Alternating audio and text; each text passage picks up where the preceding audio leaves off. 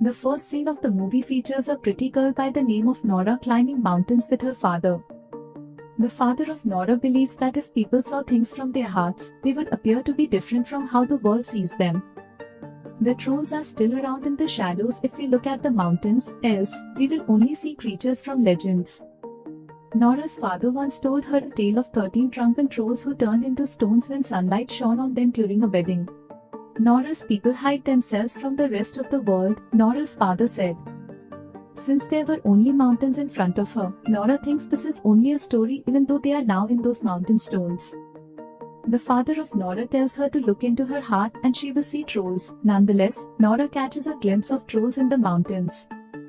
Trolls have a human appearance, yet they are enormous and don't hurt people.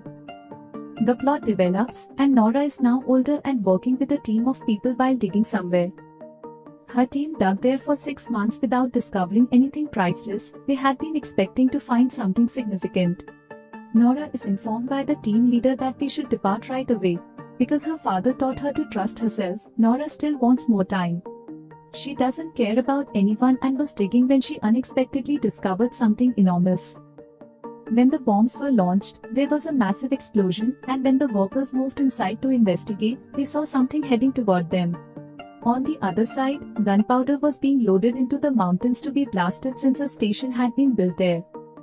The military commander called a conference and invited Nora in order to learn why the workers were fleeing in fear. The Prime Minister's advisor, Andreas, welcomes Nora. When Nora views the footage showing the enormous footprints, the onlookers think this will be a big deal or that perhaps a storm is to blame. Although Nora makes it apparent that these are the footsteps, nobody seemed to be taking her comments seriously. Another female then shows them a video in which they can see a gigantic object as she arrives in the meantime. They are all startled and terrified. What exactly is this? After that, an elderly couple is seen sipping tea in the evening as an elderly man observes his dog barking non-stop. The couple moves underground to flee as their home begins to shake, and everything there is also trembling. After a while, they emerge to discover their home demolished, at which point they realize Nora and Andreas were sent to them. Andreas inquires about Nora's father when they are traveling, and she replies that although her mother passed away many years ago, her father is still alive and has ideas that are not of this world. Since he couldn't be a writer, that is why he lives alone, Andreas explains to Nora about himself as they approach the elderly couple. They come upon a captain, who informs them that someone arrived while they were crossing the stream and left in search of the mountains. At a distance of 3 kilometers, they discovered enormous footprints, which subsequently vanished. When Nora approaches the elderly couple, the woman says she heard a strange voice that sounded like someone was crying and that it was strange, but it vanished instantly, leaving her wondering how such a big thing could vanish so quickly. Nora, accompanied by Andreas and the captain, runs to her father upon hearing the lady because her father had seen mountains up close. There are many troll photographs in Nora's home, and her father is the only person who truly understands the mountains. When the work was being done many years ago, Nora's father claims that something came out of the mountains, but it was difficult to verify because at the time the government had destroyed all of the evidence. However, Nora claims that something is still coming out of the mountains today. Her father explains to her that trolls used to roam freely many thousands of years ago and that any human who had a relationship with a troll was punished. The trolls first appeared many years ago, and Nora's father found them, but he was afterwards diagnosed as insane and committed to a mental institution. Later, when Nora and her father moved there, the tracks were gone, and Nora's father was gazing at the stones.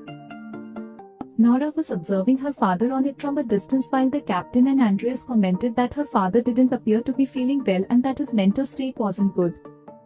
Nora goes to her father and attempts to explain to him how she believes that he has been lost in the stories.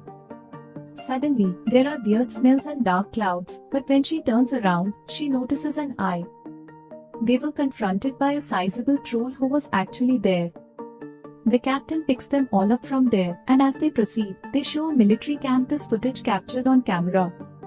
Nobody believed it, and Nora's father continued to talk about trolls but no one believed his stories, which is why he was expelled from the place. The Prime Minister responds, "We don't have much time for you to absorb all this," when Nora pleads for more time to understand everything. We will wait until that moment, but until you realize what that monster is, that thing will destroy us. The military will be in charge of any subsequent tasks, and whatever they are, they will be completed. As the captain approaches, Nora replies, I want to go with you, but I can't because I can't take 3 of them with me. Even so, the captain agrees with Nora, and the military informs them of the troll's position. When everyone arrives there and the soldiers are waiting for them while they wait for the troll, Nora's father apologizes to her for not spending more time with her. Despite the fact that her father was alive, she has lived her life as if she has nothing in this world, yet Nora insists that her father is with her. The troll follows it, but it halted at its location when it realized there were humans nearby. The captain gave the order to shoot at first sight, but the firing had no effect on the troll, which causes it to grow enraged. Many troops were murdered as a result of it assaulting them, but Andreas and Nora and her father hid behind a rock. The Christian soldier who was with them was eaten by the troll as he picked him up. As a result, Nora's father claims that the trolls can smell the Christians and recognize them. Following that, they approach the troll and implore it to maintain its composure and courage before telling it to quit. What's astonishing is that the troll seemed to comprehend him and calm down. While this was happening, a few troops were once more battling the troll, which infuriated it and caused it to kill a few soldiers. The troll accidentally kills Nora's father, but instead of running away, it apologizes and leaves after expressing its sadness. It was an odd incident, and when Nora's father was hurt, he was counting his final breaths and said, "Royal, palace, and house," before passing away. Nora no longer has a parent in this world because he died. The captain warns Nora that an air attack will be hazardous to them the following day. When Nora begins researching trolls, she learns that they dislike church bells. Because of Nora's placement of all those hints in front and the captain's assistance, they attack the church.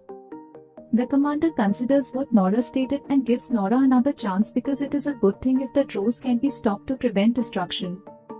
Nora's strategy to stop the troll by ringing the church bells was successful, and when the troll heard the bells, it was unable to withstand them. A child was about to lose her life as a result of it breaking all the bells and going berserk after that. However, the troll saves the child and prevents anything from happening to her. Everyone was shocked to see this, and then the troll turns to look at Nora before leaving. Nora was fired from her assignment because her plan didn't work, and the government is now considering using a missile to target the troll. They will suffer a great deal of harm as a result of the city becoming deserted. After, Andreas is seen leaving to pick up Nora from her house. Nora didn't know where the troll was going to go next. Here, she recalls what her father said, that he took the name Royal Palace when he was dying, and Nora makes the decision to go there. When she arrives, she meets the chief minister of the king, who explains that it was formerly thought that if one monarch's house was built on top of another, it was a good omen. He also reveals that there was a troll's home before the palace, and they were known as the King of Mountains. Because they disliked church bells, the monarch silenced all of them save for one youngster, who was then sent into the darkness of the mountains while being terrified so that he would perish there. The troll has returned to its home after being dormant for a while, which is why it wants to come here. The minister takes him to the basement where there are a few troll skeletons, and when Nora shines a light on one, it turns to stone and she remembers the tale. Her father tells the tale of what happened to the 13 trolls, who turned to stone when exposed to sunlight. According to the legends, light is their adversary and turns trolls into stones when it shines on them. Nora calls the captain and explains how they can defeat the troll without suffering a severe impairment. She summons him to a wide open space and requests that he set up a massive solar system. Later, Nora and Andreas transport the child skeleton to the open field in their car so the enormous troll won't chase them after seeing it. The boy was a troll that the king sent to the cave because he was terrified of him. The launch of the missiles was announced on the radio, but Nora needs to stop those missiles in order for her plan to succeed. In order for his buddy to breach the system, Andreas telephones her, and she follows suit. The skipper also set the solar system while the missiles were stopped. On the opposite side, Nora and Andreas are blocking the troll's path with the skeleton of the boy. When the troll notices the skeleton, it follows them. Nora accelerates her car quickly, but when she abruptly stops, the skeleton tumbles to the ground. The troll picks up the skeleton after it. It began to cry as soon as it saw it, and Nora felt its sorrow as well. The troll was all by himself in the world. The skeleton collapses and breaks in the meanwhile. It now becomes enraged and follows Nora and Andreas, who were moving quickly to avoid the troll. The troll was about to capture them as they arrived in that field, but Nora and Andreas leapt out of their automobile. In this field, the captain activates the solar system. On the other hand, the military camp was where it was found that the missile system had been compromised. They activate the system once more, and the missiles are likewise fired, but the commander halts the missile launch when he sees soldiers. The troll started screaming and started slowly turning to stone because it was in pain when there was a lot of light in the open field that fell on it. Even though they weren't a risk to anybody, they were crying and screaming before Nora realized what they were all doing wrong and that their possessions had been taken. She shuts off the solar system, stands in front of the troll, and requests the troll to go because they were created by nature and have the right to survive.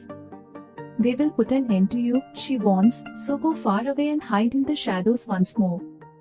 The troll was listening to what Nora was saying, but it was too late, the troll turned into stone. Nora regrets that she was unable to help the troll.